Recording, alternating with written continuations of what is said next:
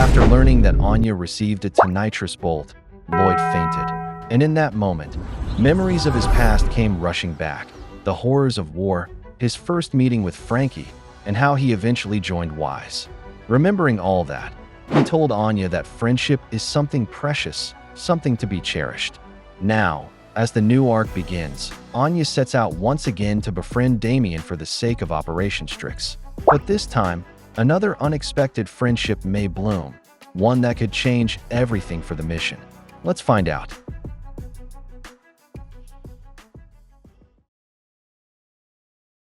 Jonas Wellman was introduced as a renowned former opera singer who announced his plan to travel to Westalis on the 13th for a cultural exchange event. Because of his impressive popularity, even in Westalis, many hoped that his performance would help improve relations between East and West. Some even dubbed him as the singer known as the Herald of the Thaw. However, scandals about him suddenly began to spread, making headlines in the news. Among these scandals were reports of numerous extramarital affairs, allegations that he leaked classified information to a Western paramour, and suspicions of his connections with organized crime, with claims that crime bosses were the ones pulling the strings behind the cultural exchange trip. Information also surfaced from a mistress who claimed that Wellman referred to the Austanians as lowbrow apes incapable of appreciating his art. His declining domestic popularity was said to be the real reason he was so eager to perform in Westalis. There were also accounts of a dark history where he mocked disabled veterans, along with shocking allegations that he repeatedly threatened new members of his cast. Event organizers and politicians revealed that Wellman demanded an enormous fee and had no regard for peace. Because of this, as Wellman walked, he was swarmed by reporters demanding confirmation of whether the rumors were true. His compatriots were said to be demanding answers, with some even asking if he intended to back out. Others accused him of being nothing but a filthy scumbag. In response, Wellman declared that all of those stories were completely groundless. A photo booth serving as the entrance into a Wise safe house of the Westalian Intelligence Service's Eastern Focus Division was then shown, and inside the office a Wise rookie could not believe the news he had read and remarked that the man was a lowlife. After reading the weekly Unify magazine, he couldn't believe how Wellman being called the Herald of the Thaw turned out to be, and he insisted that if Wellman went to Westalis now, the relations between East and West would become icier than ever. Sylvia ordered him to take whatever measures were necessary to ensure the news about these scandals would not reach the West, and he answered by asking who even cared at that point and added that he did not want that creep getting anywhere near their country. Sylvia did not reply and simply walked up to him, cornered him, and slammed the wall hard as she repeated her order to take whatever steps were necessary. And because of that, the rookie stopped resisting and agreed.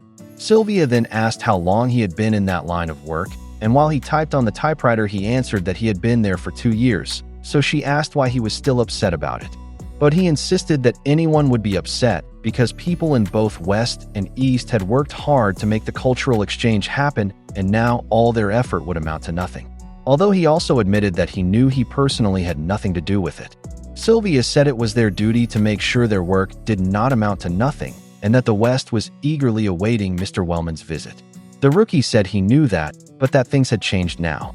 Sylvia grew curious whether he truly hated Jonas Wellman that much, and he said of course, addressing his handler and asking whether she had read those articles, adding that everyone in Ostania was already looking down on that man. So Sylvia asked what percentage of the population that was exactly, and how many people in total. She assumed he had data to back up that claim, and the rookie paused to think and asked why she was nitpicking such small things. Sylvia explained that the third-rate tabloids he was waving around were right-wing rags that had served as mouthpieces for the National Unity Party during the war, and that the mistresses and unnamed government figures being cited as sources for those stories were all suspect. The rookie asked if she thought they had just made it all up, but Sylvia admitted she had no idea. It could very well be true, or it could just as easily have been cooked up by people who did not want relations between East and West to improve. The rookie still insisted that, from his perspective, Wellman was a creep. Sylvia told him that with the tiny amount of experience he had, she would not trust his read on anything.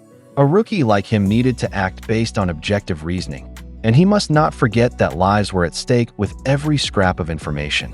no matter how small. Another agent arrived then, saying that regarding the very topic they had been discussing, he had brought information. Apparently, a death threat had been delivered to the opera house. The note declared that death was the rightful fate of the scoundrel sowing discord between East and West, and that the sender would be the sword of justice. After reading it, Sylvia and the others wondered who could have sent such a thing. But the rookie asked if they ought to take something like that seriously. The media was already in an uproar, so Sylvia ordered them to find out everything the police knew. But the rookie wondered aloud if it was really necessary to investigate, since in his view things like that 9 times out of 10 were only pranks.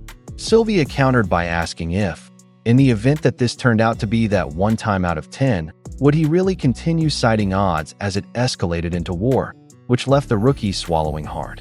The wise agent added that if they caught the man behind it, the East might owe them a debt. Sylvia then excused herself, saying she was going to the embassy to make the necessary adjustments to their plan for the event, and that she had other errands she needed to run as well, so she expected them to handle matters in her absence. While outside, Sylvia thought to herself that training new recruits was truly exhausting and that she was no longer getting any younger. She even found herself grumbling about kids these days. She remembered once asking a trainee how many times she would have to repeat herself, telling him not to view things in terms of black and white, not to force everything into his preconceived notions, and not to rationalize. Grabbing him by the clothes, she had asked if his brain was only for show. That had been her training with Twilight, and she wondered with curiosity if he had been that soft back then. The memory made her laugh. The next day, the rookie came running to his handler Sylvia, carrying a magazine. He told her she would not believe it, that he already had in his hands the next day's edition of Vacana Weekly, and that it contained a rebuttal of all the Jonas Wellman scandals. Instead of being shocked, Sylvia simply replied that she already knew, because they had intercepted proof while the issue was still at the editing stage. Even so, the rookie added that she needed to see it. The women who had been called mistresses had all backed out, admitting they had only been paid to lie. They even had evidence showing that the entire thing was nothing more than a coordinated smear campaign. A photo was even shown of one alleged mistress meeting with a Unity Party official. He suggested that nearly everyone who had spoken against Jonas Wellman had been pressured to do so by pro-war headliners. But just as Sylvia had already said, she had read it. The rookie further added that Wellman would refuse payment for his participation in the cultural exchange, asking if that did not prove the man's goodness. He insisted that from the start he knew there was something fishy about those hit pieces. On the office television, a live report was playing about reporters gathering outside Wellman's office to seek the truth. The rookie looked at the screen and called them fools for attacking Wellman out of pure ignorance. Handler couldn't believe how quickly the rookie switched up, knocking him on the head and asking what that was for. The wise agent remarked that once the article came out, they no longer needed to worry about who had sent the death threat. Sylvia disagreed, saying that the type of person who made such threats only saw the world they wanted to see, and nothing could dispel their delusion. The rookie, curious, asked if she thought the sender would still carry out the death threat. Based on what they were seeing, there was already a group of anti-Wellman protesters present in the crowd that day, and between the protesters and the recent death threat, Wellman's security was extremely tight. But Sylvia noticed something in the crowd being shown on TV and asked the agent if he was recording it, to which he answered, "You bet." She then asked if the guards were phalanx security, and he confirmed they were. She pointed out a guard in the back who had no baton, noting that the phalanx would never send a man on a job without one. She questioned what he was even doing on that patrol route at that particular time. The rookie could hardly believe she knew their patrol routes and argued that it was chaotic there now. So maybe the man was just confused about where he was supposed to go. Sylvia then made a phone call and asked if Wellman's office was in District 4, which the wise agent affirmed, adding that Kebab was the closest.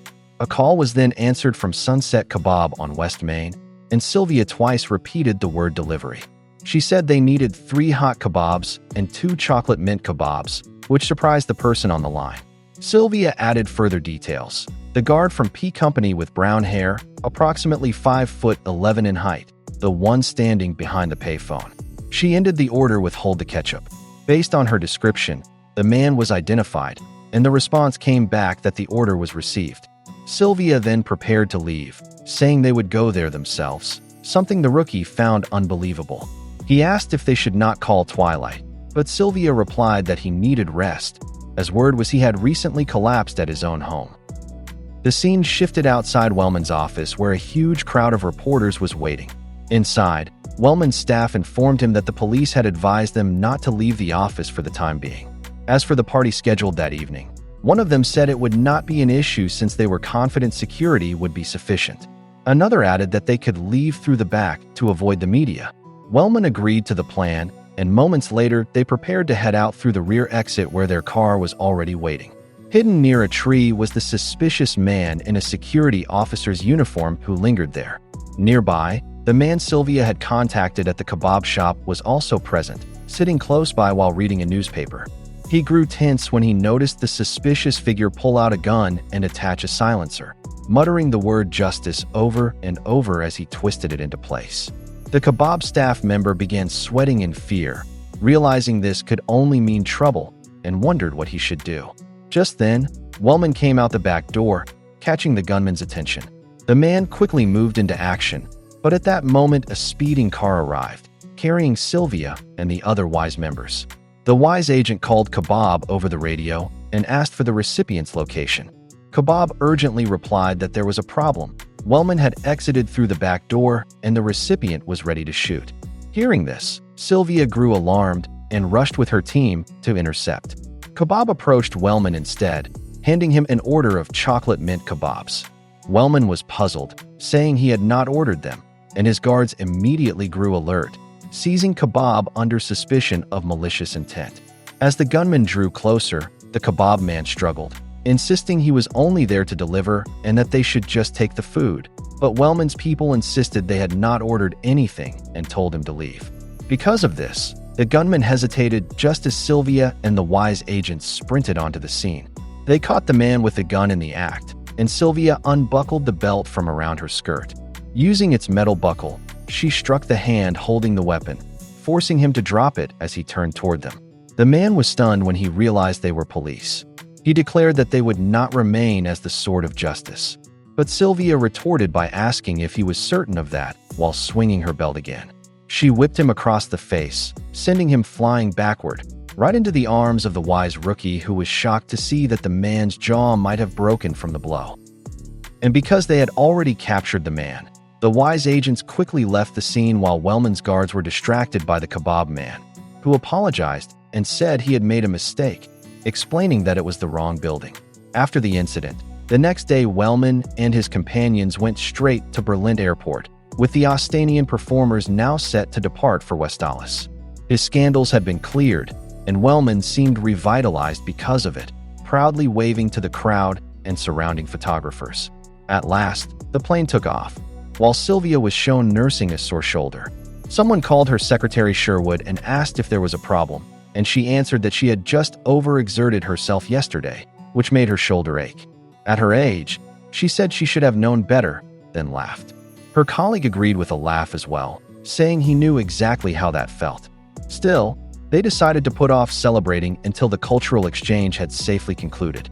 The photo booth leading into the WISE office was shown again, and inside it they said that it had become official. The security guard was the one who had sent the death threat. His name was Pants Karmer, 52 years old, a former soldier who drifted from job to job after the war, arrested multiple times for assault. He had claimed he needed to punish the corrupt for the sake of the people. The WISE rookie, curious, wondered what had been in the man's head when he made himself a representative of justice. Looking over the file, Sylvia said he might have been a ghost of the war, something that happened when one took too much pride in fighting for peace. She added it was something they themselves also needed to guard against. The rookie admitted he too had learned something from what had happened, that he had let himself be misled by his own ignorance and nearly allowed an innocent man to be harmed because of it. And so he would not let himself be deceived like that again. If Mr. Wellman ever returned, perhaps he would watch one of his performances as an apology. The WISE agent wished him good luck, saying that there was a good chance Wellman would defect to the West and never return. The rookie was shocked to hear that, and the agent added that one of Wellman's supposed mistresses was in fact the wife of an organized crime boss, and if Wellman did come back, the next time it would not be a delusional amateur with a finger on the trigger. The rookie could not believe it, insisting that all of Wellman's affairs had been proven hoaxes and part of a smear job. But the agent replied that it only went to show how easy it was to think you knew someone when you really did not. The rookie pointed to the article in the magazine where all the scandals had been rebutted, while the agent sat back on the couch and said that whatever the truth was, he was just glad the East-West cultural exchange had kicked off without incident. As Sylvia massaged her shoulder, she remarked that the next time she had to use her belt on someone, it would already be far too soon. The rookie, still clutching the magazine, felt utterly confused, wondering what the truth really was, unable to figure it out. Sylvia told him to stop waiting for easy answers to fall into his lap and challenged him instead to use his head to find them himself. The scene shifted to Eden Academy. After class, Becky was the first to go home, waving goodbye to Anya as her car arrived to pick her up, telling her they'd see each other tomorrow. When Becky left, Anya stayed behind at the shed, waiting. A man soon arrived to inform the students that the bus driver had suffered a medical emergency and that the next bus would be extremely late, apologizing to everyone. The children who were supposed to ride it couldn't believe it. Since the bus would take a while to arrive, they decided to hang out somewhere else to pass the time, thinking they might as well stay in the cafeteria. Meanwhile, Anya was left all alone with nothing to do. After a short while of staring off into space as she waited, she was approached by the housemaster, Professor Henderson, who noticed her and asked what she was still doing there, saying it would probably be quite some time before the next bus came. Anya was surprised when she saw him.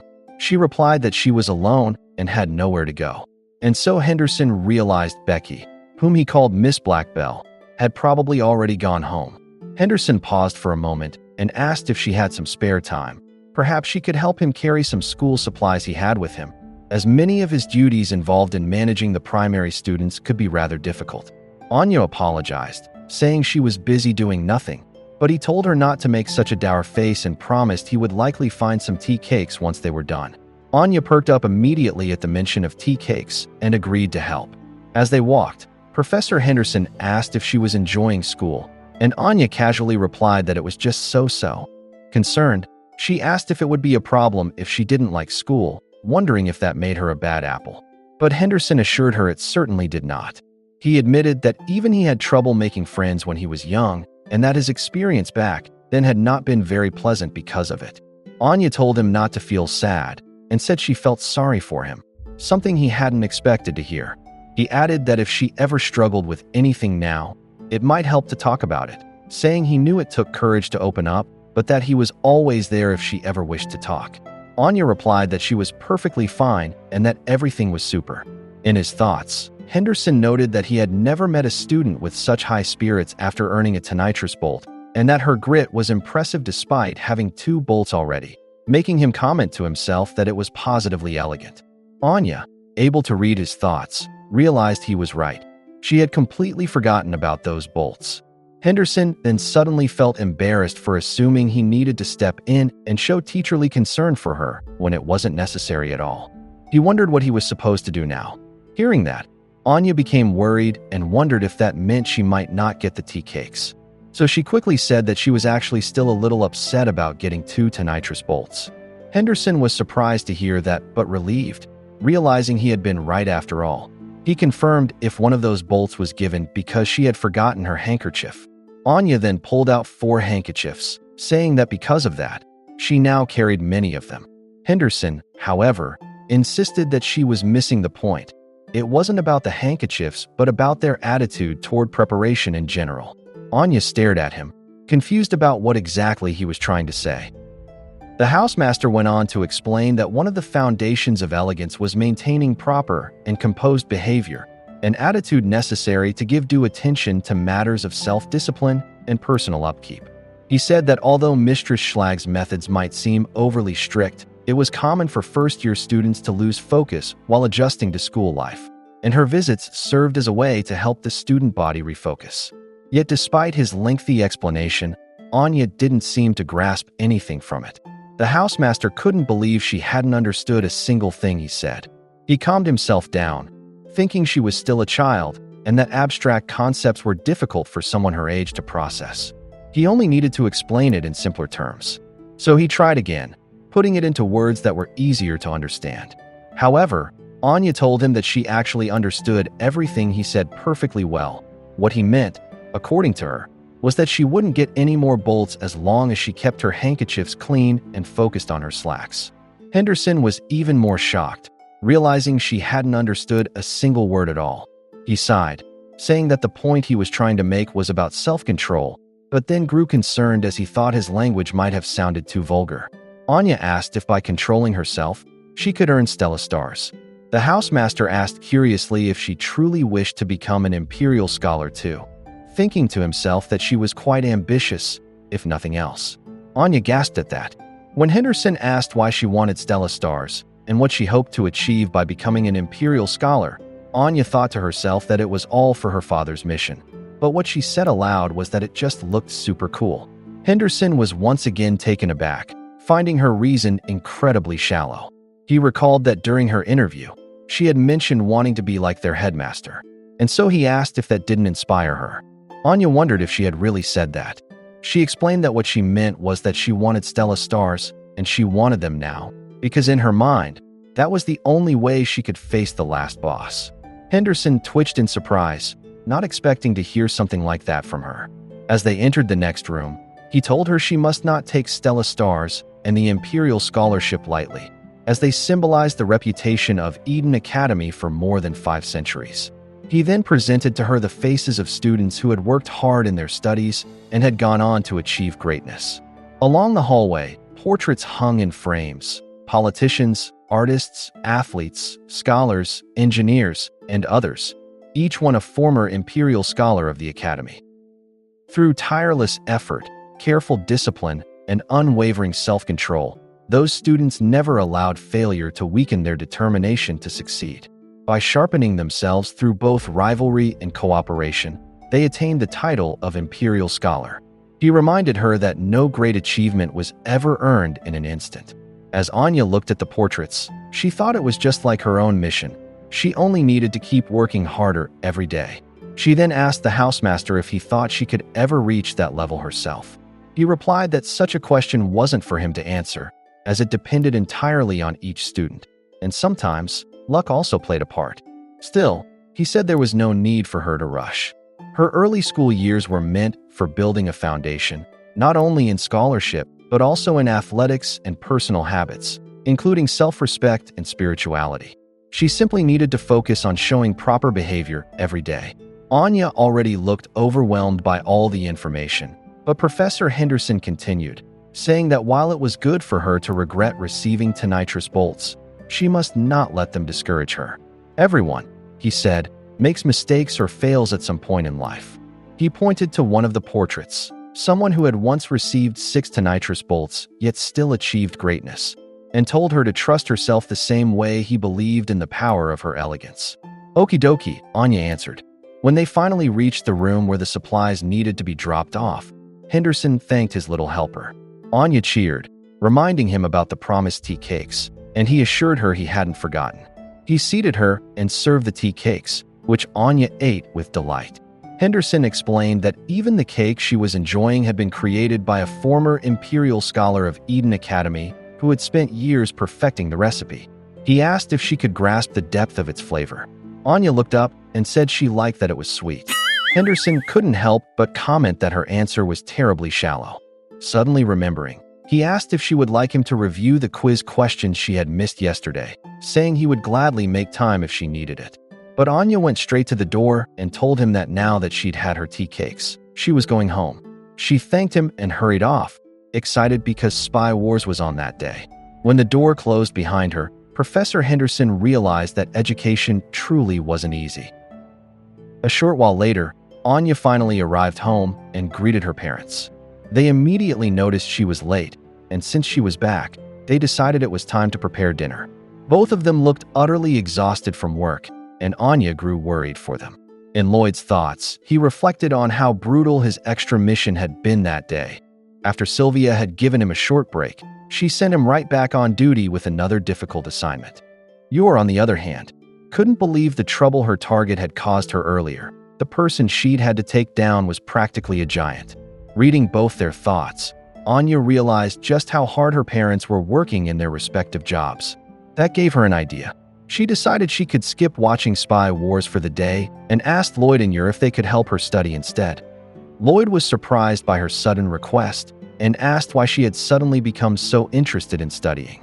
A cold sweat broke down his back as he shuddered at the thought that perhaps she had received another tinnitus bolt. The idea nearly made him faint, but Yor caught and steadied him, telling him to stay with them. Anya, puzzled, looked at them both, didn't expect such a reaction. The next day, Yor said goodbye to Anya, telling her she was heading out to do some shopping. As she was about to leave, she asked if Anya wanted her to pick up anything. Anya replied that she wanted the Crunch Crunch tea cake that Master Henderson had given her. Hearing the request, Yor asked if she knew the brand, and Anya admitted she didn't.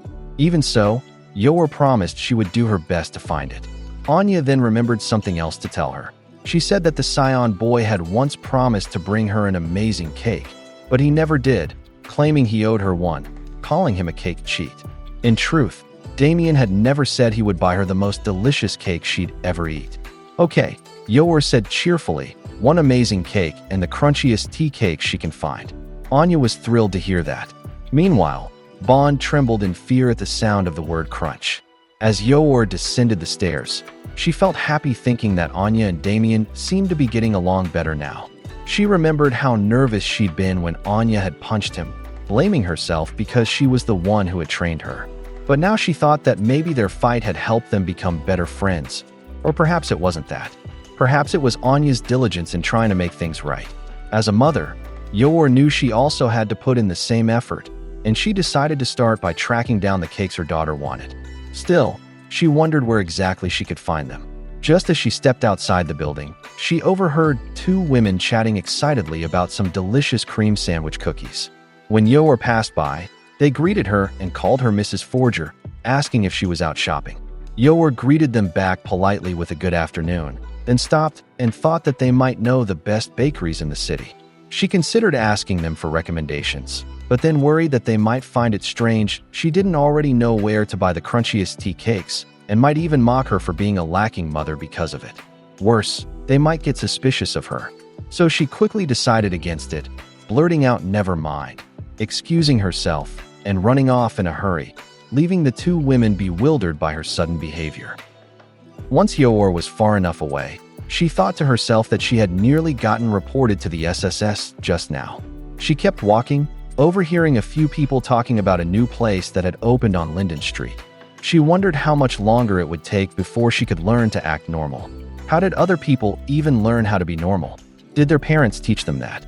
She was about to sink into discouragement, but she steeled herself and told herself not to lose heart. She had to keep going, for the sake of her job.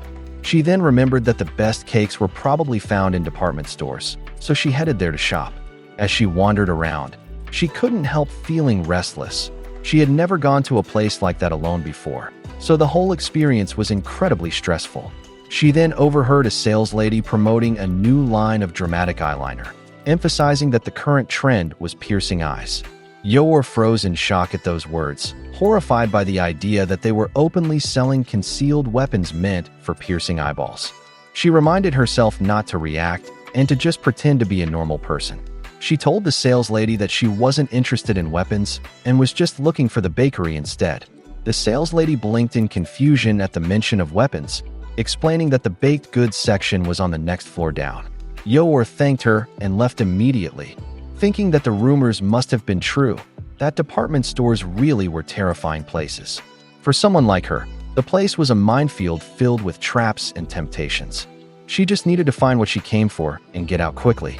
On the staircase, a woman asked her companion, Nola, if she could walk a little faster.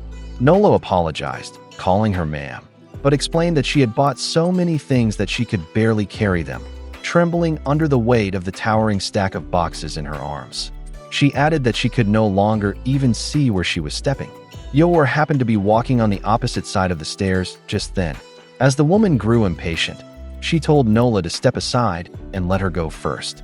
But as Nola hurried to move, the tall pile of boxes wobbled, lost balance, and began to topple over. Both women gasped in panic as she started to fall. Nola shouted for her to be careful, Yeor witnessed the whole thing and immediately sprang into action. She grabbed the woman's hand, spun her around to safety, and used her leg and left arm to catch the tumbling boxes, all in one swift motion. She had saved both the woman and all of her purchases at once. The woman was stunned and deeply impressed, and when Yeor asked if she was all right, the woman grabbed her hand in amazement, praising her and saying she was incredible. Yeor froze, realizing she might have made a mistake. But the woman went on, saying she was simply amazing. Swish, swash, swoosh. No ordinary person could move like that. Nola rushed over to check on her employer, asking if she was hurt, but the woman was still in awe of Yeor, convinced she must be some kind of athlete judging by her movements. Curious, she asked if Yeor was from around there, to which Yeor replied that she was just a housewife who had only come to buy cakes. When the woman learned that Yeor wasn't actually busy, she invited her to come along for something. Yeor politely declined, saying she still needed to buy cakes. Hearing that, the woman pointed to what she was holding and told her she could take as many as she wanted. Yeor was stunned to realize that all of the boxes were filled with cakes. The woman said she should consider them a token of gratitude and asked what she thought of the offer. Nola pleaded as well, calling her the cheerful and kind stranger who had helped them, and said she hoped she would accept her mistress's invitation so they could reward her properly. Yeor had no idea how to respond anymore. The scene then shifted to a sports hall, where Yeor was now wearing a sports outfit and holding a volleyball. She was startled, wondering how she had suddenly ended up dressed like that. The woman she had met earlier greeted her, saying the outfit suited her well. The other women with her turned to confirm if that was the one she meant, calling her Melinda. They asked if this was the ringer, and Melinda said yes. Yeor hadn't expected any of this. Melinda explained that as members of the Lady Patriots Society, they participated in various community activities, including the All Mothers Volleyball League. Nola had already set the cakes on a nearby table and offered them to everyone. Melinda introduced her friends, who were all fellow mothers living in Berlin. One of them said their team was always losing to the Northside group and begged Yeor to help them win. Curious, another asked if she had much experience playing volleyball, and Yeor answered that she didn't. They could hardly believe it. Yeor then asked if playing volleyball was considered a normal thing to do, and one of them replied that it absolutely was. It was all the rage among mothers these days. Hearing that volleyball was a normal activity, Yeor became determined to join. She said she understood and would give it her all, as long as she could still make it home in time for dinner. The others were delighted by her enthusiasm, though some were concerned since she had just said she'd never played before. Melinda, however, told them not to worry, proudly saying that based on what she had seen earlier, Yeor was clearly athletic. She volunteered to explain the rules of the game to her. Yeor grew excited at the idea. When Melinda asked for her name, she introduced herself, saying, Yeor Forger. The whistle blew, signaling the start of the match. Melinda quickly positioned Yeor and told her to get ready. In Yeor's mind, the only goal was to knock the ball over to the opponent's side of the court without letting it touch the ground. When the other team served, Yeor focused intently and prepared to receive it. She managed to hit it, earning a good receive from one of her teammates, though she thought she might have hit it too high. The ball bounced upward, and Yeor crouched slightly before leaping into the air with tremendous height to spike it toward the opposing side. Still, she reminded herself to be gentle when striking the ball. The opponents didn't even have time to react before the ball shot straight into their court. As it landed, Yeor was overjoyed at what she had done, wondering aloud if she had done it right. But since the ball kept bouncing until it hit the door and flew up to the ceiling, her teammates' reactions were quite different. She began to think that maybe she had done something wrong. Melinda approached her and said that she had actually done a great job and that it was impressive. Yeor hadn't expected to hear that, but Melinda added that according to the rules, a player couldn't touch the ball twice in a row, so she needed to watch out for that. Yeor immediately apologized. When the other team served again, she told herself to keep it to one hit. She didn't blink, keeping her eyes locked on the ball. As it came flying toward them, she darted from side to side, moving in front and around her teammates.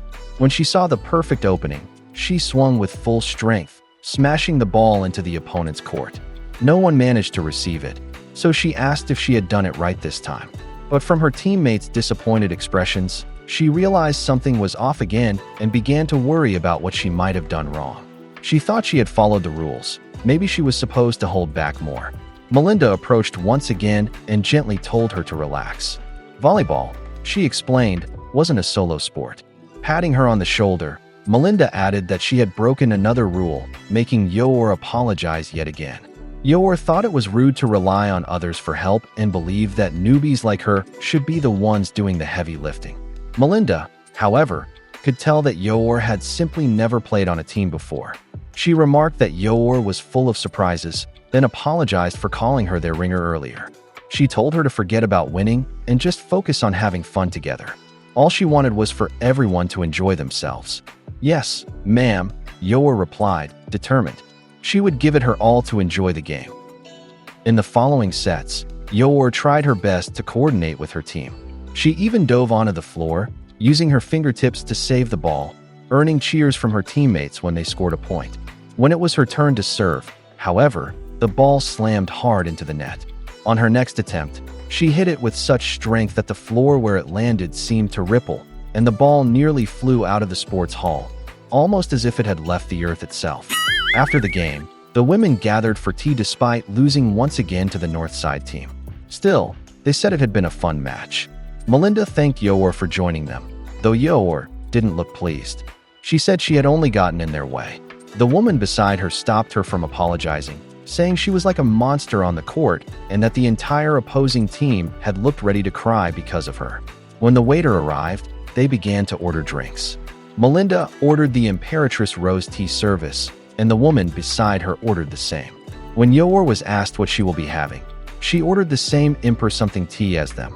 But Melinda told her she was free to order whatever she liked, and not to say she was one of those girls who worried too much about fitting in. Yeor quickly denied that. Another woman grew curious and asked if she was married. Yeor answered, more or less.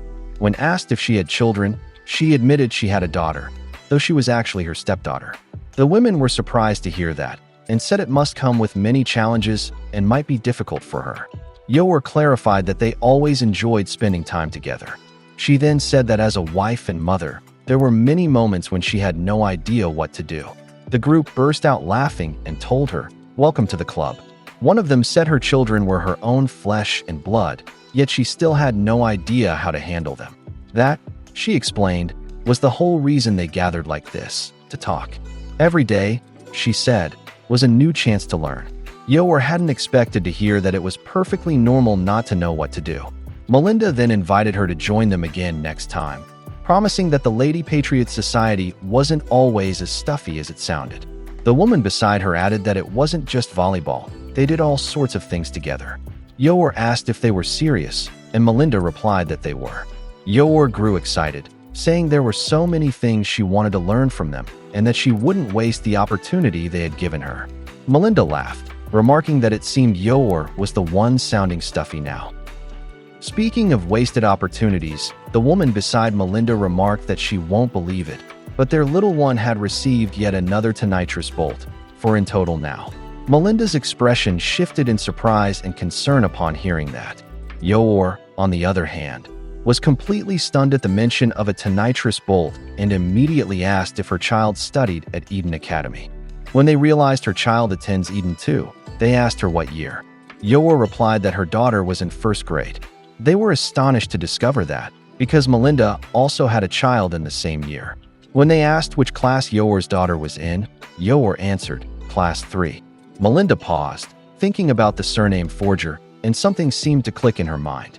She hadn't expected their meeting to happen in such a way. Setting her teacup down, she offered an apologetic smile and said, I'm sorry, I haven't properly introduced myself. She said her name's Melinda Desmond. When Yeor arrived home, Lloyd was shocked to hear that she had met Damien's mother. Yeor confirmed it, explaining that she had helped a woman at the department store, and it turned out to be her. Anya was equally surprised. She couldn't believe that her mother had met Scion Boy's mom. Lloyd hadn't expected that either. She had actually helped the wife of the former prime minister. Yeor looked visibly startled when she heard Melinda was famous, and Lloyd was stunned she didn't know that. Worried, Yeor thought if she might have said anything disrespectful. Lloyd laughed and teasingly asked if she had at least avoided getting on her bad side. In Lloyd's thoughts, however, he knew that Melinda Desmond was not just Damien's mother. Yor quickly said no. There was something a little unusual about Melinda, but she was incredibly kind. Lloyd knew that Melinda Desmond was the wife of Donovan Desmond, the National Unity Party chairman, making her a very big deal. Returning to Yor's earlier conversation with Melinda, the woman said she remembered now. Her daughter's name was Anya Forger, the same girl who had fought with her son during the orientation. Yor was speechless, realizing that she was Damien's mother all along. She panicked and apologized profusely, begging Melinda not to blame Anya and saying it had been her fault for teaching her inappropriate things. Melinda laughed it off, assuring her it was fine, truly fine. Even her husband had thought it was just a simple quarrel between children. She told Yor not to waste another thought on it and repeated, with a sharper tone, that she really didn't care about it at all. Yor swallowed hard, unnerved by the shift in her demeanor. One of the other women then commented that the Desmonds followed what you might call a hands-off parenting philosophy. Another added that since both of their sons were so exceptional, they hardly needed much attention, and she admitted she was actually envious of that. Yor realized that there really were all sorts of different ways to be a parent. Melinda smiled and said that now that she knew Yor was the mother of such an interesting little girl, she was even more curious about her. One woman remarked that Yor probably didn't realize how lucky she was. Melinda almost never invited strangers to their gatherings. Most of the women there had been her friends long before she became First Lady. Melinda quickly cut her off, saying there was no need to talk about ancient history. Yor, however, became lost in thought at the term First Lady, wondering what it could mean. She pictured Melinda standing proudly at a podium, declaring that she wouldn't rest until she became the first in everything, or perhaps imagining her as the first woman of all humanity. The blonde woman asked in disbelief if that meant Yor hadn't even known who Melinda was when she spent the day with her. Melinda laughed and said she had thought the same thing. That was why she hadn't hesitated to ask. She confessed that she hadn't actually forgotten to introduce herself. She had deliberately chosen not to. She apologized, leaving the others stunned, but then added that now that Yor knew who she was, hopefully, things wouldn't feel awkward between them. Yor assured her it wouldn't, and that she saw nothing wrong with wanting to be first. Melinda thanked her and said she was glad to hear that. Because of her position, she explained, there were very few people she could truly be herself around. She admitted that she had invited Yor to join them again as if it weren't a big deal, but if there were any political considerations that might make her uncomfortable, she would completely understand. Now that she'd said that, however, Melinda added that if possible, she hoped they could become friends. Yor could hardly believe what she was hearing, while the other women gasped in delight at the idea. A few moments later, Melinda said it was time for them to go and offered to give Yor a ride home. While they were in the car, Melinda brought up their earlier conversation about her son, which immediately made Yor nervous. Melinda said that, according to her household staff, Damien seemed to be enjoying his time at Eden Academy, and it appeared that his relationship with Anya had been improving lately. Yor smiled in relief and confirmed it, saying Anya often mentioned Damien at home and was always happy whenever she talked about him. Melinda looked genuinely surprised to hear that, but she seemed pleased as well. Then, her expression subtly changed as she said she hoped their children would remain friends. Yor hadn't expected that sudden shift in tone. Back in the present, Yor told Lloyd that that was where their conversation had ended. Lloyd said he was sure there were many complicated factors tied to being part of a former first family, and Yor agreed. She then showed them the sweets she had received from Damien's mother, some crunchy cakes, gooey cakes, and even ooey cakes. Anya's eyes lit up at the mention of ooey cakes. Meanwhile, Lloyd silently reflected on Melinda Desmond, the wife of Donovan Desmond, chairman of the National Unity Party. Naturally, she was also being monitored by Wise. Like her husband, she kept a small, exclusive social circle. Since their party had lost its power, she had stayed out of politics, and Wise hadn't found anything particularly worth reporting about her. It also appeared that she was somewhat estranged from both her husband and her sons. Because of that, she had long been considered a high-risk, low-reward target in terms of information value. Still, Lloyd wondered if he could really afford to dismiss this as a mere coincidence. or if that meeting between Melinda and Yor had been arranged. And if it was, what could the reason be? Yor, on the other hand, thought to herself that next time, she should be the one to bring cake as an apology for her lack of manners. From the back, Lloyd glanced suspiciously at her, wondering if she had been the one who tried to initiate contact with Melinda and whether that was the real reason she went to the department store. Reading his thoughts, Anya quickly blurted out that Yor wouldn't have even gone to the department store or gotten caught up with those fancy people if she hadn't asked for those cakes in the first place. Yor turned to her and said firmly that she hadn't been trapped there at all. Lloyd began to think deeply. He had thoroughly researched Yor's background, and considering everything that had happened and how she reacted, he couldn't imagine she was the one who had set it up. After all, if she truly had, why would she even mention it to him? If it was a setup, it was more likely to have come from Melinda's side. He recalled the time he had introduced himself to Melinda's husband, Donovan, but he couldn't help but wonder, if Melinda really had arranged this meeting, what was her purpose? Was it some sort of ploy to get to him? Or had she done something that might make Donovan suspicious after their encounter? It was difficult for him to believe he would use his own wife for something like that. Could it simply have been an act of intimidation toward the family of the girl who punched her son? But that didn't seem right either. Considering the relationships they have with their children, that possibility didn't quite fit. He told himself he couldn't just assume everything would turn out fine. He needed facts. Meanwhile, Anya started feeling dizzy from the overwhelming number of thoughts swirling inside her father's mind as she tried to read them. Yor, unaware, asked for Lloyd's opinion, wondering if it would be all right for her to attend the next mommy get-together.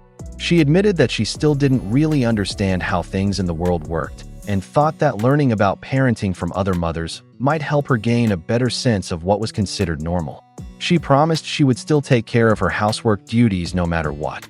Lloyd thought carefully. As Twilight, what kind of move should he make? The Desmonds were hardly the ideal model of what it meant to be normal. Would refusing Yor's attendance cause strain between them? Yet allowing it without understanding who was really pulling the strings could also be dangerous. After a moment of consideration, he told Yor not to worry too much about it. She didn't need to put in so much effort just to learn what was normal. There were many different ways to be a family. Yor lowered her gaze, nodding in agreement, saying he was probably right. Still, Lloyd added that, in his opinion, it might actually be a good idea for her to join them. Yor looked up at him in surprise, not expecting that answer. Lloyd thought that while the three of them had grown used to their life together as a family, that didn't mean their lives were free from stress.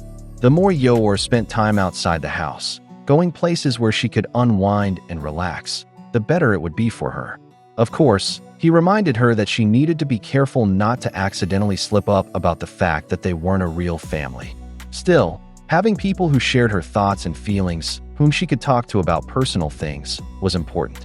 He acknowledged that Yor had her brother, Yuri, but he was certain there were things she'd rather talk about with other women or friends. So he encouraged her to take those unspoken things, share them, and enjoy time with her new friends. He believed that kind of normalcy was something she truly deserved to have. Yor blushed at his words, touched by how considerate he sounded.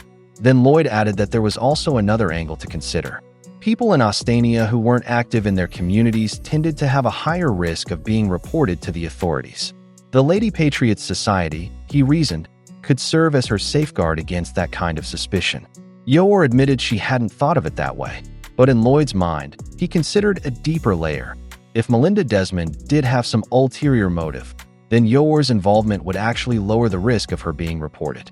And who knew? She might even pick up some useful gossip during their outings. If Melinda was indeed playing some sort of game behind the scenes, he would simply observe and be ready to protect Yor. Hearing Lloyd talk about her new friends, Yor suddenly thought that maybe Melinda could become her own version of Frankie. She said she'd definitely meet with her again. Lloyd stiffened at that, saying that wasn't what he had meant at all. From the side, Anya sighed in sympathy for Frankie, thinking how sad it was that her papa didn't even consider Scruffy his friend. Lloyd also began to consider the biggest possibility. What if the relationship within the Desmond family wasn't as distant as Wise's research had suggested? If that were the case, then the gradual friendship forming between Yor and Melinda could open up a new potential path for infiltration. something similar to the alternative plan B between Anya and Damien. It would be a new operation entirely, one he mentally dubbed Plan C, the mommy friend scheme. Anya, who caught his thoughts, was shocked by what she heard.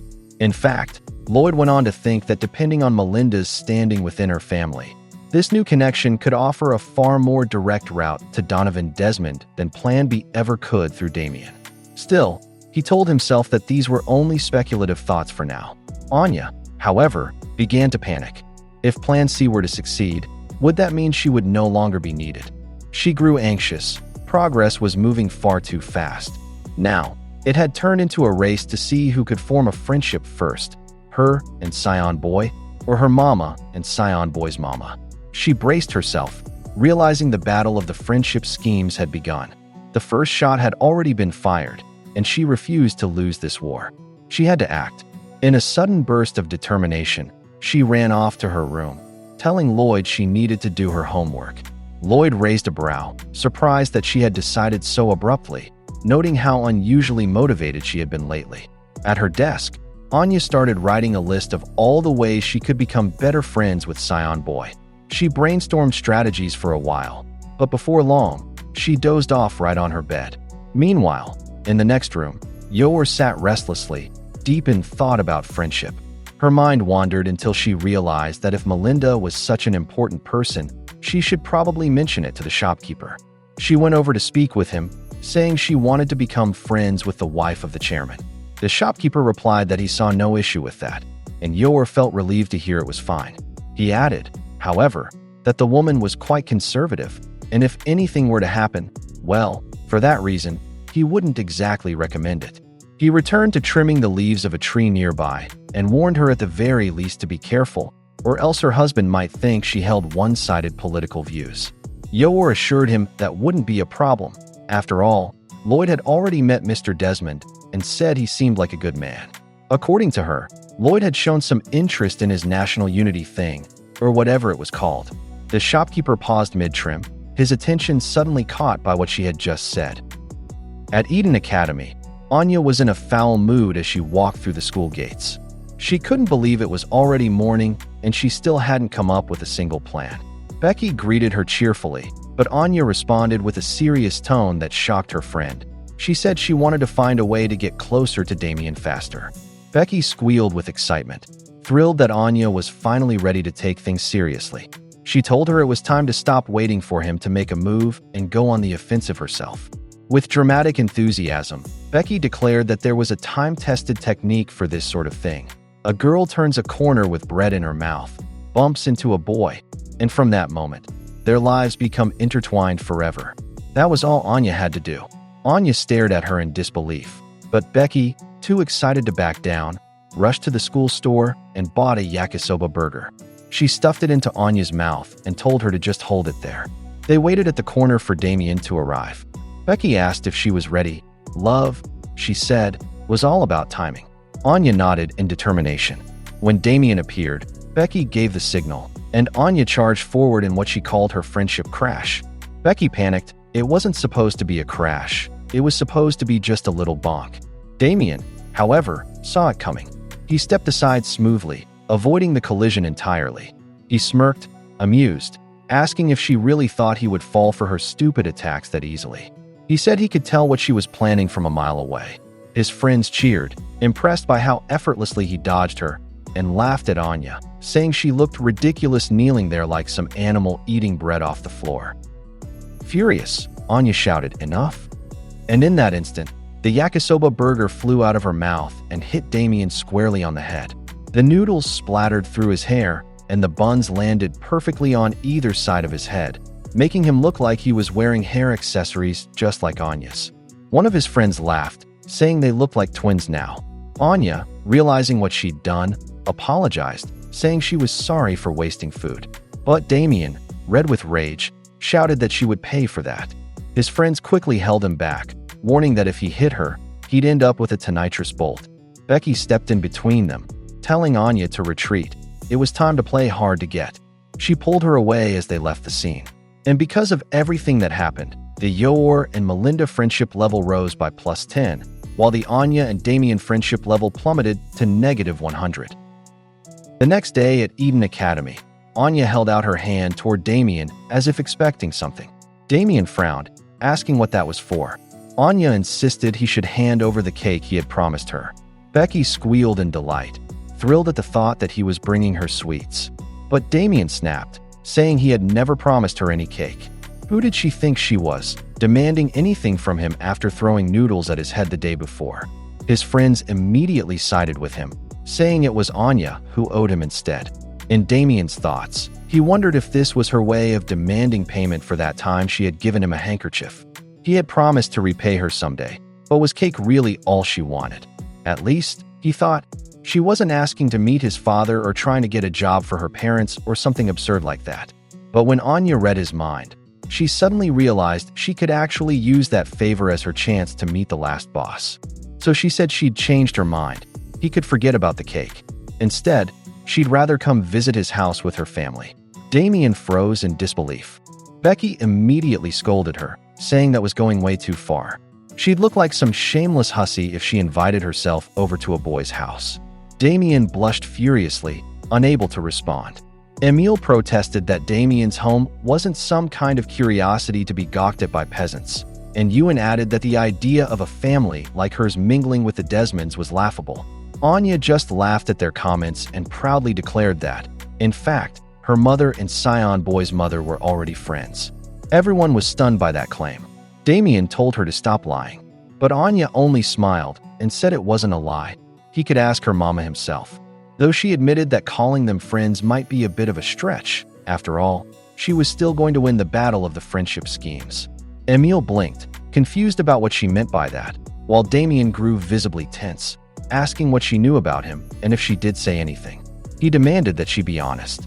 Emile then told their boss man to relax. Becky, meanwhile, was over the moon, saying Anya had already secured the family's blessing. Damien, sweating nervously, panicked at the thought that Anya might have learned about his dark preschool-era secrets, how he used to wet the bed, couldn't sleep without his favorite stuffed toy, and once tried to act grown-up by eating green peppers only to throw up afterward. He frantically told her spill it. Anya, reading every thought, was overjoyed by all the juicy gossip she was getting straight from his head. Still, she decided to calm him down, saying she hadn't told anyone much about him. Hearing that, Damien finally relaxed and turned away, muttering that it was just as he'd expected. But Anya reminded him that he should invite her to his house. Her mama would definitely tell him to. Damien snapped, saying her family was no different from all the other worthless flies buzzing around for the Desmond name.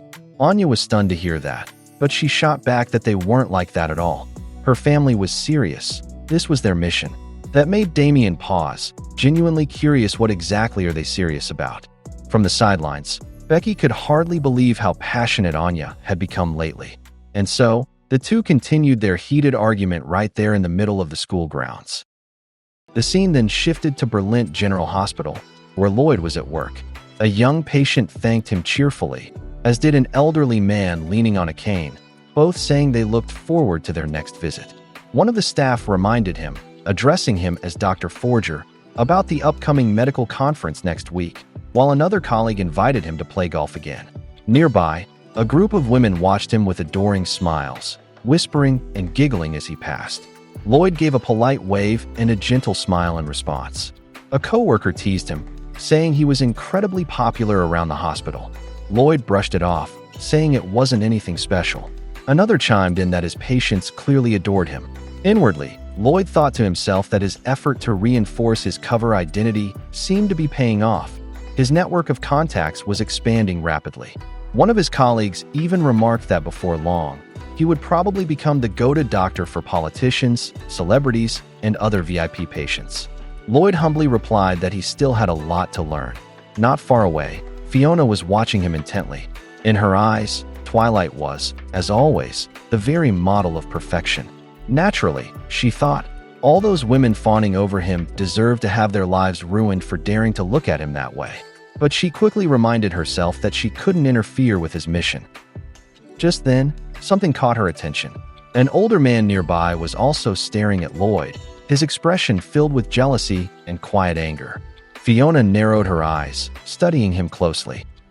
Later, in Lloyd's office, Fiona asked if he was interested in any patients connected to Melinda Desmond. Lloyd confirmed it. He was monitoring personal assistants, security staff, and members of the Lady Patriot Society. He explained that Yoor had apparently managed to enter Melinda's mom group. Fiona could hardly believe it. Yoor Breyer, she asked in disbelief. She had always assumed Melinda was a low-value intelligence target. Lloyd said that they couldn't be sure yet, and that was exactly why he wanted to find out. Still, he admitted he couldn't imagine he'll be capable of extracting any meaningful intel from Yoor. Fiona immediately agreed, scoffing that they'd never get anything useful out of that woman. Then she added that if she were the one playing the wife's role instead, things would be different. Lloyd immediately cut her off, saying no. He needed her to maintain her current position. It was vital to their cover. If Melinda eventually turned out to have real intelligence value, she would need to infiltrate her social circle naturally. Fiona was disappointed, but said she understood. She mentioned that some of the hospital's patients were indeed connected to Melinda, but she doubted they would ever allow her to see them. Lloyd asked if she meant his track record wasn't good enough. Fiona shook her head and clarified, it wasn't that. The hospital director, she explained, simply refused to assign him those patients out of personal spite. Lloyd raised a brow, clearly not expecting that answer. When he asked her to clarify, Fiona said surely he had noticed the way he looked at him. He was jealous. The higher Lloyd's reputation rose, she said, the deeper the director's grimace deepens. The chief medical director, Gerald Gorey, had earned his position through careful networking and valued his status and reputation above all else. He was been grumbling things like, he used to be the talk of the hospital, until Lloyd Forger came along. Lloyd was well aware of this, but finding the right balance with him had proven difficult. He had already done plenty to try to get on the man's good side, yet it never seemed to be enough. There had been times when Lloyd praised him, saying his new medical paper was an eye-opener, especially the section on head injury scarring. He had called him as inspiration and said that the entire staff looked up to him. There was even one instance where Lloyd lied and handed over a gift, pretending it was from one of the pretty young nurses. Fiona explained that all examinations for VIP patients were personally assigned by Director Gorey himself. That meant Lloyd would have to face him sooner or later, but preferably sooner. Lloyd hadn't expected the situation to have reached that point already, so he decided to make preparations. Fiona simply replied, "Yes, sir." As she left his office, Fiona mentally noted that on that day, Twilight had spoken to her for exactly 5 minutes and 41 seconds. Not far away, Director Gorey was once again spying on them from the corner, seething with jealousy. He muttered under his breath, calling Forger a bastard. Now, he fumed. Forger was going after the woman he had admired for so long, his dear Fiona. Storming off, he vowed that he wouldn't allow it this time. Once he was done, Forger would become the pariah of the entire hospital. Fiona, sharp as ever, noticed him lurking nearby. A short while later, inside the meeting room, someone recently arrived and thought the meeting was supposed to start at 11. It was Lloyd who apologized to everyone. Another colleague gently told him the meeting was actually set for 10:30 on the dot. It was rare for Lloyd to make such a mistake. In the corner, Director Gorey was quietly laughing to himself. He had, in fact, changed the time on the whiteboard just to throw Lloyd off. Lloyd, however, pretended to be none the wiser. He decided to play along with the director's petty trick, hoping that would be enough to appease him. In Gorey's imagination, he pictured the aftermath, the staff gossiping about how they had misjudged Forger, realizing he wasn't as professional as they thought. The women who fawned over him would call him trash, and Lloyd would be humiliated. But reality had a different plan. During the meeting, one of the staff remarked that Lloyd had been working too hard lately and suggested he take some time off. Lloyd smiled modestly, replying that perhaps they were right. Another agreed, saying no one would fault him for taking a day off now and then. Director Gorey's grin vanished instantly. This was not the reaction he had envisioned. When he himself had been late by even a single minute, everyone had called him a lazy fat cat behind his back, and now they were praising Forger. A few moments later, Chief Medical Director Gerald Gorey appeared, carrying 2 cups of coffee. He commented that Lloyd looked pretty beat and said he had brought him some coffee so he could stay at his best for the afternoon's examinations. In truth, the cup had been filled with a powerful dose of laxatives. Lloyd thanked him politely, thinking that as long as he could concoct an antidote in time, he would be fine. Soon after, however, his stomach began to churn violently. He excused himself from his young patient, explaining that he wasn't feeling well and needed to use the restroom. The child, concerned, asked if he was okay. Watching Lloyd endure his discomfort while keeping calm gave the boy courage, and he said that seeing him fight through the pain inspired him to do the same. Lloyd smiled faintly, amused that even this ridiculous situation had turned into something heartwarming. Meanwhile, in Gory's imagination, Lloyd was being humiliated, mocked as Dr. Pooper, and laughed at by his patients before they turned their backs on him. But once again, reality refused to cooperate.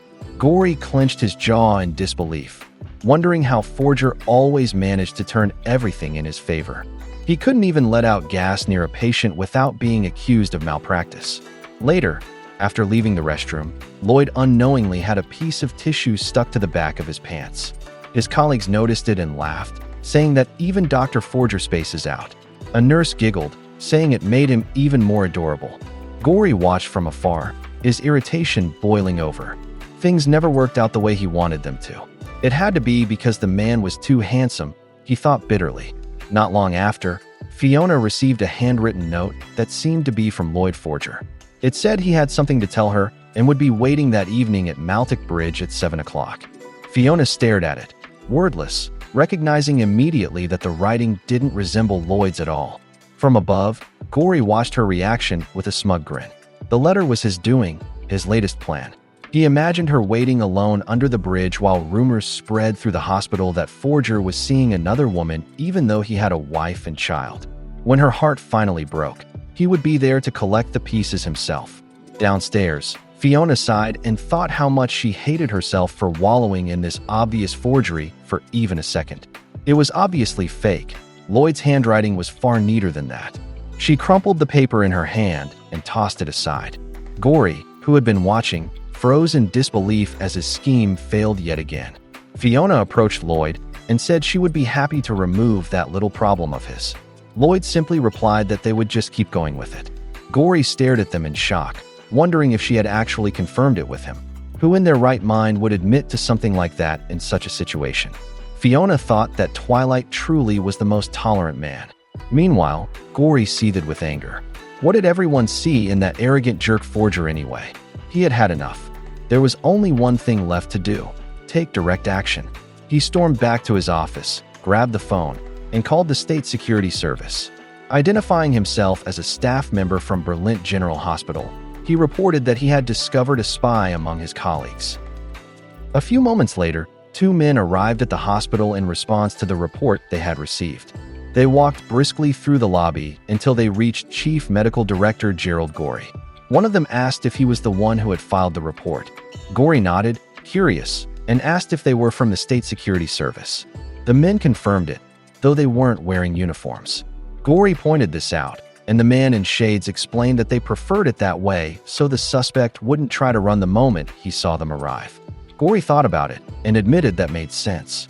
They added that he shouldn't refer to them as SSS or anything like that. Surely he didn't want to cause any scandal that might hurt the hospital's reputation. Gory quickly agreed, saying of course not. He wouldn't want that to happen. In truth, though, he expected they would humiliate Lloyd in front of the entire staff. He hadn't even considered their point about secrecy. All that mattered was that this would be the day Forger's name was ruined. Good call, he thought smugly. The agents asked him to show them where they could find the suspect. Gory immediately led them down the hall toward Lloyd's office, saying the man they were looking for was none other than Dr. Lloyd Forger, a new hire who had been at the hospital for less than a year. When they asked what exactly the issue was, Gory replied that he had personally seen Lloyd snooping around the records room late at night. It was a lie, of course. He went on to say he had also heard that Lloyd was involved with some shady characters, leaking hospital information to the West. Another fabrication. He even insisted that if they searched his desk, they would definitely find documents proving his claim. The agents proceeded to Lloyd's office to investigate. They began searching through drawers and files while Gory stood behind them, trying to appear calm but brimming with anticipation. One of the men in shades muttered that he wasn't seeing anything suspicious, but Gory urged him to keep looking, confident that evidence was there. In his mind, He was guiding them toward the first drawer on the right. That was where he had planted the fake documents himself. He kept thinking, just open the one on the right, that's it. The man pulled open the drawer and pulled out a folder labeled Maruhi file. He held it up and asked if that was the one. Gory, grinning faintly, said it was. Inside were patient information sheets and clinical test results for new medical treatments. It looks like he was gathering all sorts of classified files to give to someone. The agents exchanged knowing looks. Without another word, they signaled to each other and left to confront him. Meanwhile, Lloyd was just finishing a consultation with one of his patients. The man thanked him for the session and said they'd see each other next time. As Lloyd turned the corner, a voice called his name. He looked up to see an unfamiliar man approaching him. He asked if he was Dr. Lloyd Forger from the psychiatry department, then said that he was being investigated for espionage. Lloyd instinctively glanced over his shoulder and saw the second man moving in behind him. Before he could speak, they took hold of his wrists and fastened cold metal cuffs around them. He had just been placed under arrest. Lloyd froze in shock when he suddenly realized his hands were cuffed. He demanded to know what was going on. Were they joking? What was the meaning of this? From the sidelines, Director Gory watched with glee, barely able to contain his excitement as his plan appeared to be working perfectly. Lloyd tried to protest, but the man in shades curtly told him to save his excuses for the station. As they started walking, Lloyd leaned closer and whispered that being handcuffed wasn't part of the plan. What was he doing? The man turned his head slightly, and beneath the disguise was none other than Frankie. He chuckled to himself, clearly enjoying the moment, and thought he just wanted to see the look on Lloyd's face. Lloyd worried what if someone saw him like this. Frankie shrugged, saying that out of nowhere, Lloyd had called him to hijack the hospital's phone lines, and now he was the star of this little ruse. He told him to just let him enjoy it for a bit. Apparently, Frankie had been the one to answer Director Gory's call, and Fiona had helped set it all up by providing the disguise. Disguised as another man, Fiona subtly gestured behind them, pointing toward Gory. Lloyd followed her glance and spotted the director watching eagerly from a distance. Immediately, he played along, pretending to resist arrest and shouting that he didn't know what they were talking about. Espionage. That was ridiculous. Gory, with a satisfied grin, thought to himself that it wasn't personal. Frankie, still in character, suddenly pulled out the planted evidence and asked if Lloyd recognized it. The files he was supposedly planning to sell to the West. Lloyd furrowed his brow and said he had no idea what those documents were. They weren't his. Fiona stepped backward, pointing directly at Gory, saying he was the one who had told them they'd find the files beneath his desk. Gory's smug expression vanished as they turned toward him. Fiona grabbed him, while Lloyd feigned shock and disbelief at the sight of the chief director himself. Caught off guard, Gory stammered that it was all a misunderstanding. He hadn't meant for any of this to happen. He insisted he had only ever trusted Lloyd completely. But then this new doctor had somehow gained everyone's trust too quickly. Perhaps that was one of his spy persuasion techniques. Lloyd replied that the only reason he worked so hard was because he was new there and wanted to fit in. As for the documents, he told them to look closely at the lettering on the pages. The typewriter font didn't match his own. Frankie leaned in, pretending to inspect it, and declared that it was font 52 Yucca. Lloyd nodded, adding that there was only one person in the entire hospital who still used a typewriter that old. All eyes turned toward Director Gory. Gory immediately denied the accusation, shaking his head over and over, insisting it wasn't true. When they asked for his name, he refused to answer and instead pointed at Lloyd, saying that maybe he had a similar typewriter at home, just like his own. The agents calmly replied that they'd find out soon enough. Desperate, Gory claimed that Lloyd must have used his typewriter to frame him.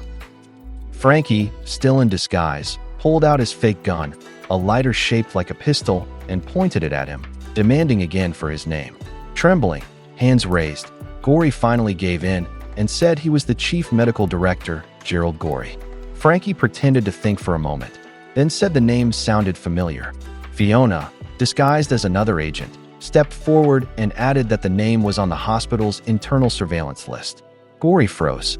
Frankie adjusted his shades, keeping up the act, and said that according to their records, Gerald Gory had long been under suspicion for accepting improper political donations and falsifying medical reimbursement claims. Gory's face twisted in disbelief, but from his reaction, Fiona could tell they had hit the bullseye. Frankie pressed on, accusing him of using his friend's luxury car for joyrides, misrepresenting himself as the hospital CEO during dates, and even eating all the break room donuts while blaming his chubby subordinate. Cold sweat began to form on Gory's forehead. He could barely breathe as he wondered how they could possibly know all that. What he didn't realize was that all that intel had come directly from Lloyd himself. Without hesitation, Frankie pulled out another pair of handcuffs and slapped them onto Gory's wrists. He said this was quite a piece of work and that there was no doubt who was really responsible here. They'd be taking him to the station. Gory thrashed in protest, shouting that none of it was true, calling out for Fiona to come and save him. Fiona, still in disguise, wondered why on earth he was calling her of all people. Lloyd suddenly stepped forward, urging them to wait. He pleaded that, while it might be true that Director Gory sometimes took home medical supplies and sold them to other hospitals, there was no way he would ever stoop so low as to betray his country. Gory blinked in disbelief. Lloyd continued, saying that Gory was actually far more popular there than he was, loved by everyone in the hospital. He always watched over them like a dependable leader, allowing the staff to focus on their patients because they knew he had their backs. He cried as he said that Director Gory was the hospital's greatest treasure, their shining ray of hope. If they were going to arrest him, then they should arrest Lloyd instead. He would take the blame and confess to everything. Tears welled up in Gory's eyes at those words. From the sidelines, Fiona thought to herself that even though those tears were fake, she wanted to collect them. Hearing that, Frankie muttered that he couldn't believe two grown men were bawling their eyes out like that, though he admitted he kind of admired that. Lloyd, on the other hand, couldn't understand why Frankie always insisted on playing such bizarre roles every time they worked together. Walking closer, Frankie placed a hand on Gory's shoulder and told him that what they really had there was a genuine good man, someone capable of commanding loyalty and trust.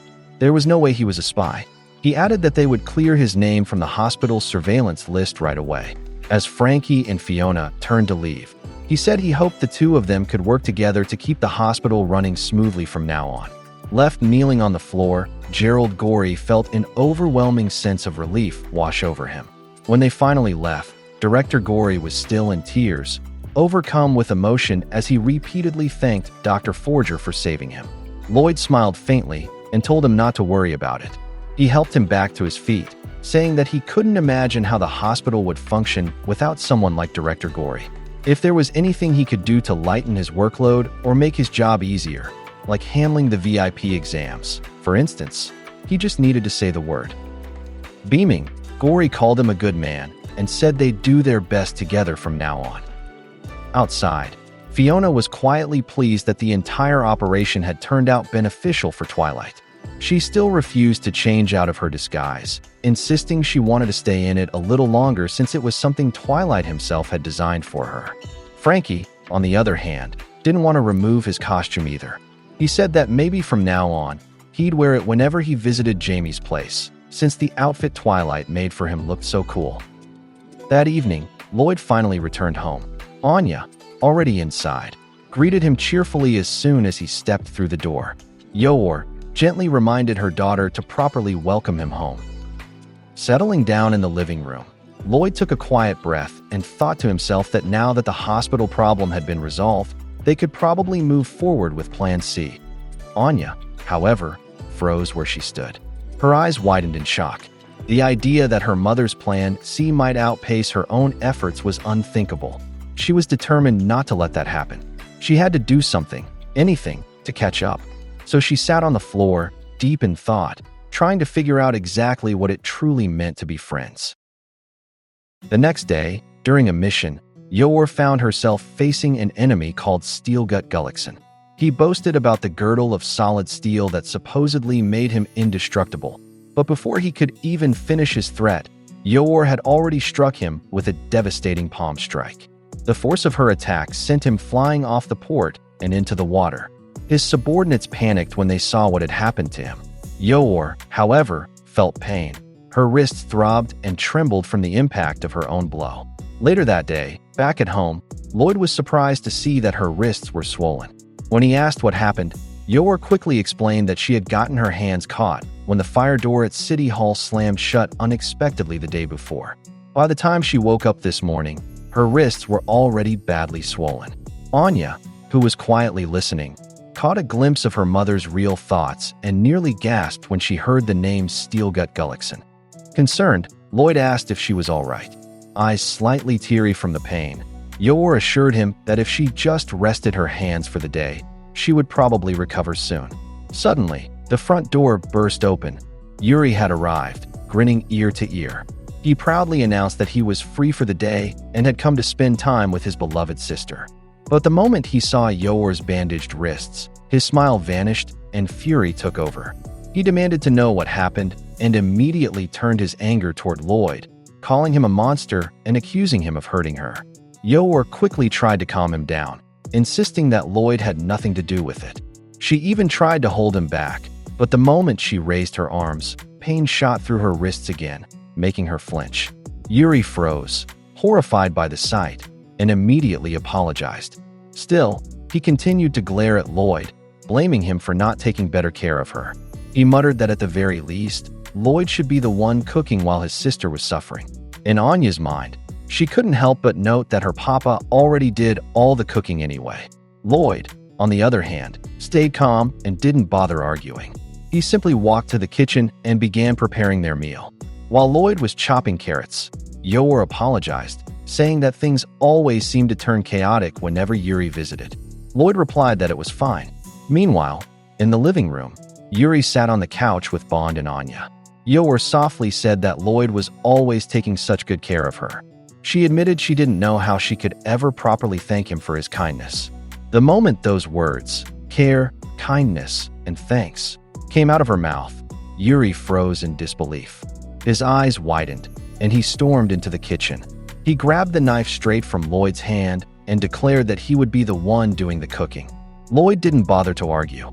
He simply stepped aside and let him have his way. With an intense, almost maniacal focus, Yuri set to work. In no time, the kitchen counters were filled with an overwhelming number of dishes.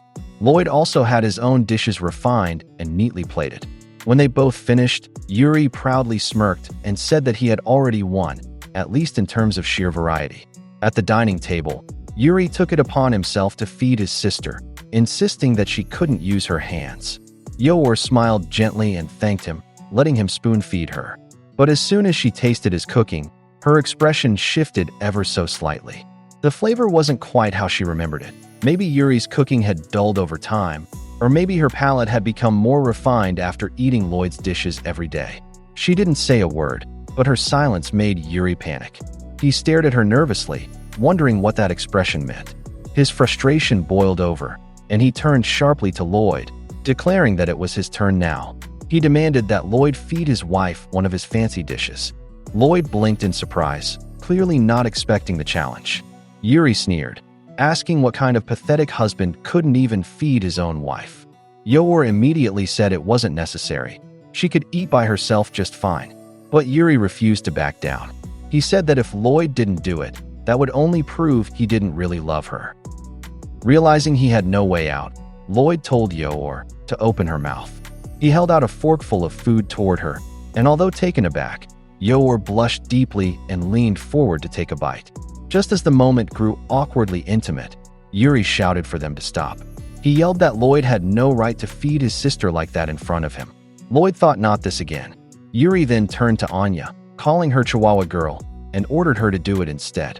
Taking the fork from her papa, Anya cheerfully announced that the choo-choo was coming in, guiding the fork toward her mama's mouth. Yor smiled warmly and thanked her daughter before taking a bite. When Anya asked if it was good, Yor nodded and said it was delicious. That shattered Yuri's composure. He collapsed dramatically to the floor, pounding his fists and wailing. Lloyd then reminded him they had neighbors. Through teary eyes and clenched fists, he declared that the most important part of cooking was the cleaning. He then challenged Lloyd to a dishwashing duel. Lloyd sighed and said there was no need to turn such a simple chore into a contest. He could handle it himself. But Yuri, sniffling dramatically, insisted they settle it that way. And so, the two men stood side by side at the sink, sleeves rolled up, washing dishes together. Yor smiled at the sight and thanked them both for helping out. The moment Yuri heard her words of gratitude, his face turned bright red. The sudden rush of flustered emotion made him lose focus, and the plate slipped from his hand, shattering in the sink. Meanwhile, Lloyd worked quietly and efficiently, washing, rinsing, and drying each dish. When they finished, the difference was striking. Lloyd's dishes sparkled under the kitchen light, while Yuri's were chipped and cracked. They exchanged an awkward glance, but it was obvious who had won. Unwilling to admit defeat, Yuri immediately suggested another challenge: laundry. Yor quickly put a stop to that, saying she wouldn't allow anyone to handle her delicates. Across the room, Anya sat at the table, trying to focus on her homework. She sighed deeply, wondering how she was supposed to study with all this noise echoing through the house. Denied his laundry duel, Yuri thought for a moment and then announced the next contest: bathroom cleaning. Lloyd raised an eyebrow, pointing out that they only had one bathroom. Without missing a beat, Yuri switched to another idea. They would race to see who could take out the trash faster. Then he came up with yet another one: balancing the family budget. In his mind, he had the advantage this time since he worked with paperwork all day. Lloyd, exhausted, considered letting him win at least one round to put an end to this madness. But Yuri quickly warned him not to think he could go easy on him. He'd notice immediately if Lloyd held back.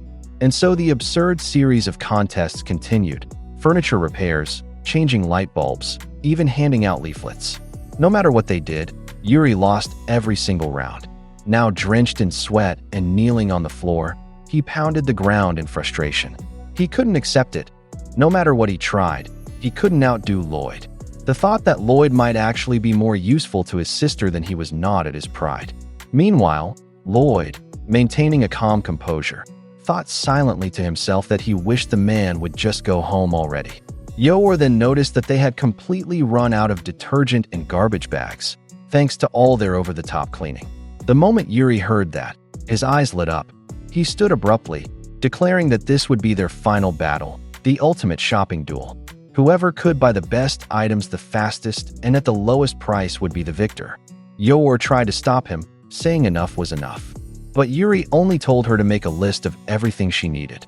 Once he had it, he challenged Lloyd to prepare himself. He then gave his own countdown: ready, set, go, and bolted out the door at full speed. Lloyd, still composed, calmly picked up his hat and said he'd be right back. Yor smiled and told him to take his time. As Lloyd stepped out into the street, he glanced at the shopping list in his hand and began to plan his route with military precision. Detergent and trash bags would definitely be available at the general store he usually visited. Since it happened to be discount day at the market near 4th, he could pick up milk and the other groceries there. On his way back, he'd stop by the shop on Cutham Street to replace the broken plates and glasses. What a day, he thought. Meanwhile, both men were out scouring the city, racing against time. Yuri, determined to win, flashed his state security service identification card as soon as he approached a store. The shopkeeper stiffened in fear at first. With a nervous laugh, he greeted him as an old buddy and asked how he'd been. Yuri, glaring, called him snitch and wanted to know where to find the cheapest detergent in town. The man blinked, stunned by the question. Yuri didn't stop there. He demanded to know who the plug was for milk and dishes around here. Moments later, Yuri came sprinting back toward the Forger residence, carrying bag and boxes in both hands, loaded with everything on Yor's list. A triumphant grin spread across his face. He couldn't wait to teach Lloyd Forger a lesson, to show him never to underestimate the state security service. He burst through the door, shouting with excitement that he had returned. But instead of Yor greeting him, Lloyd's calm voice came from the kitchen, telling him to come in and join them. Yuri froze. The reality hit him like a bullet. He dropped all the bags he was holding, collapsing to his knees. The items spilled across the floor, tears streaming down his face. He cried that it was all over, that his own sister didn't need him anymore. Now, the only thing she needed to be happy was her precious Lloyd. His voice cracked as he wailed, snot running down his face in a pitiful display of heartbreak. Yor quickly walked over, confused but concerned, and knelt beside him. Then she noticed something among the items he'd bought, a small packet of whistle candy. Her eyes lit up. She said she remembered those candies from their childhood, how they used to bring them on trips to the mountains. They would use it as whistles to scare away bears. Yuri sniffled and asked if her favorite had always been the apple flavor. Yor smiled softly, surprised he still remembered. She told him she couldn't believe he'd found them again. It had been years since she'd seen those candies. She thanked him warmly for the thought. The words seemed to soothe Yuri's wounded pride. Lloyd then commented that it was clear how deeply Yuri knew his sister, far more than anyone else ever could. Even after all this time, he understood her in ways Lloyd couldn't yet begin to grasp. Yuri smirked triumphantly. "That's right," he said. He knew his sister better than anyone. He was the only one truly capable of supporting Yor from the bottom of his heart, and Lloyd should never, ever forget that. He then turned dramatically toward the door, called Lloyd a loser, and declared that he'd never be beaten by him. With that, he stormed out and slammed the door behind him. Left in silence, Yor sighed and apologized for her brother's behavior, but Lloyd reassured her it was fine. Meanwhile, Anya unwrapped one of the whistle candies Yuri had bought. She popped it into her mouth, blew as hard as she could, and let out a high-pitched peep that echoed through the apartment. The next day, Anya came home clutching her history test, where she had scored a grand total of 7 points. As Lloyd examined the paper in silence, Anya stood nearby, nervously watching his face for any hint of disappointment. Inwardly, Lloyd sighed. What else could he possibly do to help her become a better student? Anya, trying to sound optimistic, told him that it was okay. He then remembered the time she had copied a scene straight out of her favorite show, Spy Wars. That memory gave him an idea. Maybe the solution was right there all along. Perhaps using cartoons could be the key. He thought about it carefully. The problem was there were no new lessons left to teach her from the Spy Wars cartoons and comic books. Then it hit him. What if he made new ones himself? She seems to retain more info from the cartoons than the comics. When she read his thoughts, Anya's eyes sparkled with excitement. Lloyd headed out and thought this could help Operation Strix. Meanwhile, Anya thought the idea sounded fun. Soon after, Lloyd headed to a quiet workspace he had arranged for his little project. With a steady hand and focused expression, he began sketching scenes for his animation. Frankie, who came along to assist, couldn't help but be impressed. He said Lloyd had real talent.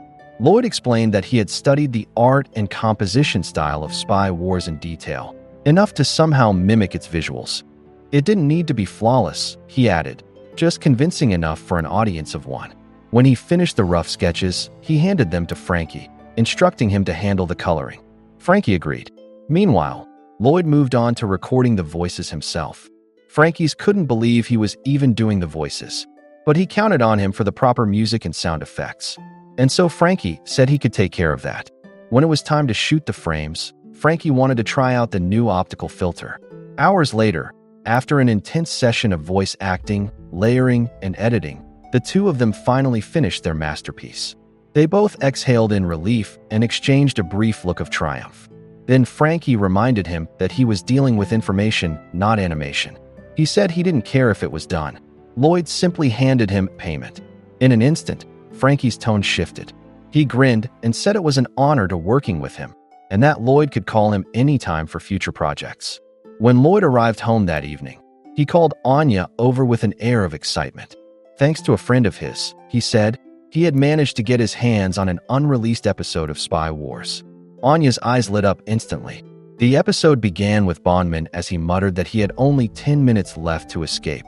If he could defeat 3 enemies in 1 minute, he calculated, that meant he could take down 30 in 10 minutes, 40% of the enemy force. As he strategized, the scene cut to him navigating a maze of corridors, searching for the way out. He paused and recalled that the exit was somewhere to the north, but then realized he had no idea which direction that was. Bondman remembered that a compass needle always points north because the Earth itself, with both north and south poles, acts as one giant magnet. Finally, after a suspenseful chase sequence, he proclaimed that he had returned safely to his beloved homeland.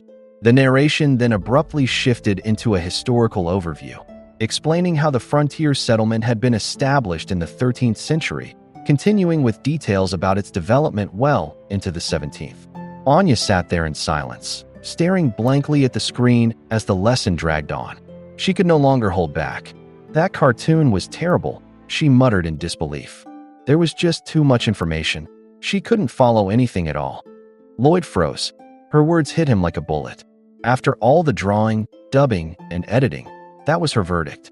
Shocked and speechless, he could only stare at her.